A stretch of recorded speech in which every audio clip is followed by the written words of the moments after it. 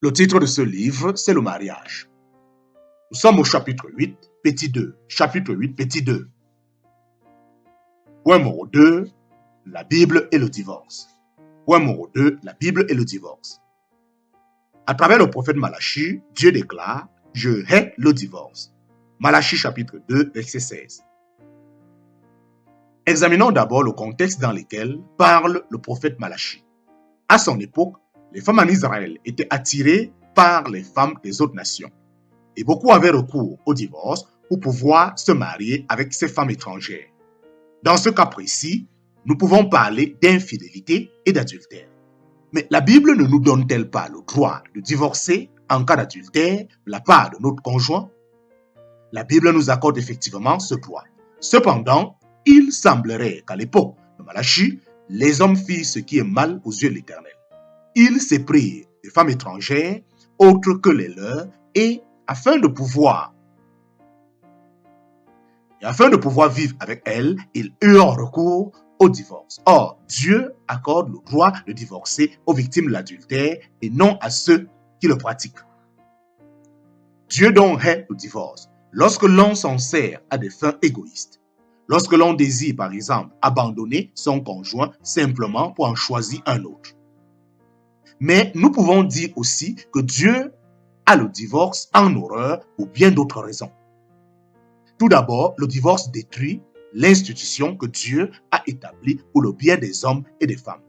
Dieu a créé l'homme et la femme afin qu'ils vivent ensemble une relation fidèle et heureuse jusqu'à ce que la mort les sépare. Imaginez que vous avez créé un bel objet artisanal et que quelqu'un le brise sieusement et qu'il vole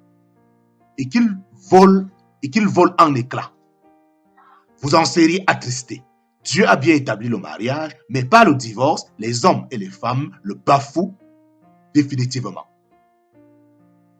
Ensuite, Dieu a en horreur tout comportement qui amène au divorce. À l'époque de Malachie, si les hommes n'avaient pas été infidèles, ils n'auraient jamais eu recours au divorce.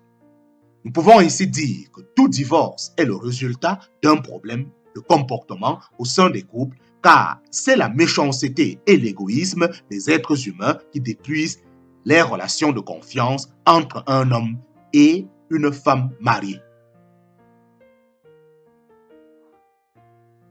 Il existe cependant une troisième raison pour laquelle Dieu hait le divorce. Dieu hait le divorce car il est source de souffrance pour ceux qui y recourent.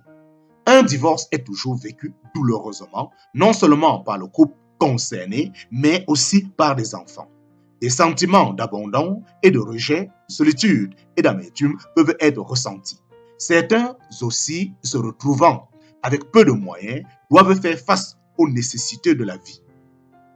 D'autres doivent subir la honte et le déshonneur au sein de leur propre famille ou de leur communauté. Dieu hait le divorce, mais déteste-t-il aussi les personnes divorcées? Dieu hait le péché et il a le mal en horreur, mais il est compatissant et miséricordieux envers le pécheur, envers celui qui pratique le mal. Diverses raisons aussi peuvent avoir amené quelqu'un à divorcer. Point numéro 3, les circonstances amenant à un divorce. Point numéro 3, les circonstances amenant à un divorce. Certains peuvent avoir recours au divorce pour des raisons compréhensibles, tandis que d'autres non. Dans quel contexte la Bible envisage-t-elle la possibilité de divorcer? Voilà une question difficile. Tout d'abord, Dieu a permis aux hommes de divorcer à cause de leur méchanceté. Le divorce doit être considéré comme une issue de secours pour ceux et celles qui se trouvent confrontés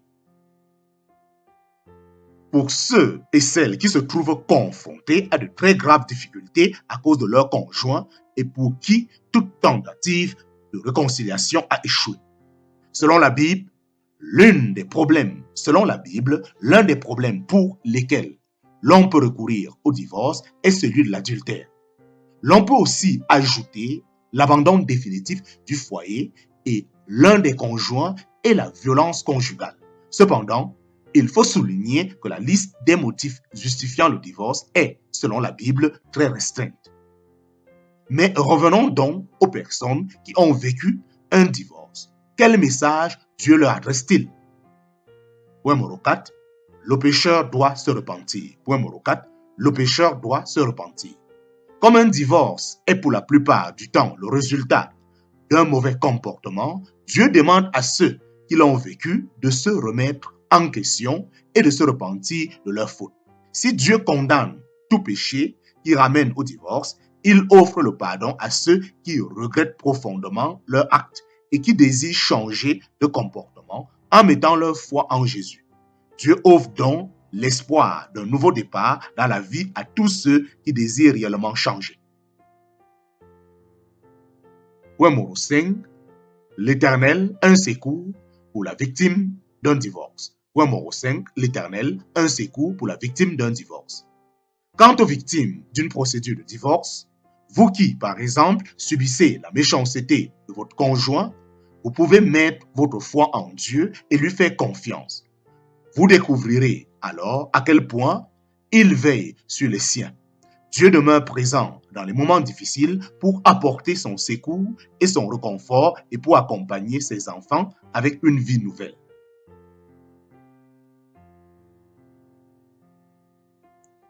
Les victimes d'un divorce peuvent se sentir rejetées, abandonnées et parfois perdues. Elles peuvent avoir du mal à faire à nouveau confiance aux autres. Nous les encourageons alors à placer leur confiance en Dieu qui jamais ne délaissera les siens. Nous pouvons compter sur le Seigneur et nous pouvons compter sur le Seigneur et nous appuyer sur lui. Point numéro 6, la Bible et le mariage. Point numéro 6, la Bible et le mariage. Rappelons une dernière fois les principes bibliques concernant le mariage et le divorce. Pour Jésus, le mariage est si précieux et sacré que nous devons faire tout ce qui est en notre pouvoir pour le réussir. À ceux qui envisagent peut-être le divorce comme une solution à leurs problèmes de couple, nous leur dirons, efforcez-vous de résoudre vos problèmes selon l'enseignement biblique évoqué lors de ce chapitre.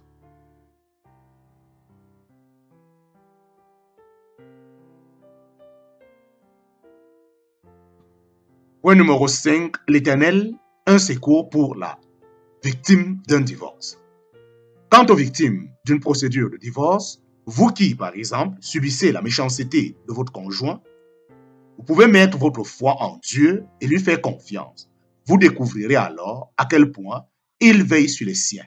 Dieu demeure présent dans les moments difficiles pour apporter son secours et son réconfort et pour accompagner ses enfants vers une vie nouvelle.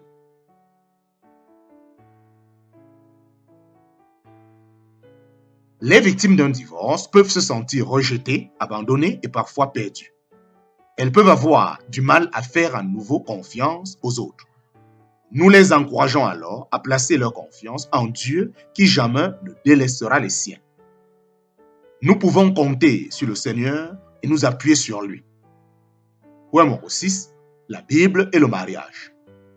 Rappelons une dernière fois les principes bibliques concernant le mariage et le divorce. Pour Jésus, le mariage est si précieux et sacré que nous devons faire tout ce qui est en notre pouvoir pour le réussir.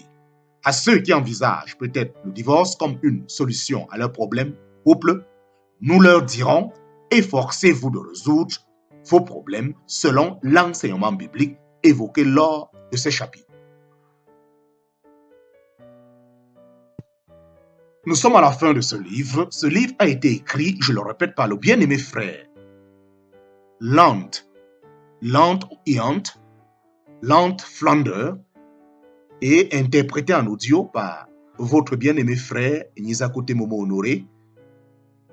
Je ne peux m'empêcher d'exprimer ma reconnaissance, espérant que le Saint-Esprit y mettra son onction afin qu'au travers de cette traduction audio, tout le peuple de Dieu et chacun, que ce soit les hommes ou les femmes, vous puissiez recevoir beaucoup de grâce au travers du Saint-Esprit qui, je pense, accordera à chacun de nous la révélation de ce que notre bien-aimé frère Ian Flander a pu nous enseigner concernant le mariage. Je suis convaincu que seule la révélation du Saint-Esprit peut nous amener à découvrir la véracité et combien nous avons un ennemi qui œuvre contre cette institution appelée le mariage. Cet ennemi juré, c'est le diable, mais gloire soit rendue à Dieu parce que cet ennemi a été vaincu à la croix et je suis convaincu que les bien-aimés, en ayant ceci en tête, pourront continuellement refuser de suivre les injonctions de cet ennemi et pouvoir vivre une vie heureuse de couple. Que toute la gloire revienne à notre Seigneur Jésus-Christ. Amen.